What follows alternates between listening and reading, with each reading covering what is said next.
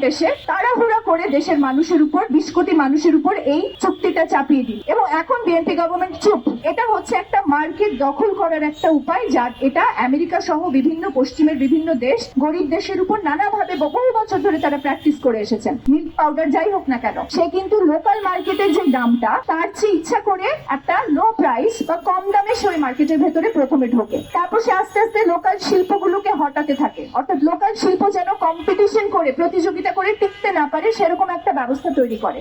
Local dairy local poultry যখন আস্তে আস্তে সরে যাবে আমেরিকার সস্তা জিনিসের সাথে প্রতিযোগিতা করতে না পেরে, তখন তারা দামটা বাড়িয়ে দেয়। এটা কিন্তু শুধু বাংলাদেশের ক্ষেত্রে না, এটা আমরা ভারতের ক্ষেত্রে দেখেছি, আফ্রিকার বহু দেশের ক্ষেত্রে দেখেছি যে এইভাবে এটা হচ্ছে একটা মার্কেট দখল করার একটা উপায়, যার এটা আমেরিকা সহ বিভিন্ন পশ্চিমের বিভিন্ন দেশ গরিব দেশের উপর নানাভাবে বহু বছর ধরে তারা প্র্যাকটিস করে এসেছেন। প্রথমে স্বল্প মূল্যে পণ্য নিয়ে যাওয়া, প্রতিযোগিতার মার্কেটটাকে নষ্ট করা, লোকাল শিল্পগুলোর পক্ষে তো সম্ভব না আমেরিকার পণ্যের সাথে টিকে থাকা। তারপর আস্তে আস্তে যখন তারা লোকাল মার্কেটটা দখল নিয়ে নেবেন তখন দাম বাড়ানো। কাজেই যদি আমেরিকার পণ্য শুল্ক মুক্ত ভাবে বিনা শুল্কে, এই যে আমাদের দেশে এত কষ্ট করে একটা পোল্ট্রি শিল্প গড়ে উঠেছে, এত মানুষ এত গ্রামীণ নারী এই শিল্পের সাথে জড়িত, আজকে যদি আমেরিকা থেকে আমরা ফ্রোজেন গরুর মাংস, ফ্রোজেন মুরগির মাংস, ফ্রোজেন ডিম, আমরা যদি আমেরিকা থেকে এই ধরনের পণ্য যেটা আমরা উৎপাদন করতে সক্ষম, আমার কৃষক আমার খামারি এত বছর ধরে আমার দেশের মানুষকে সাপ্লাই দিয়ে আসছে,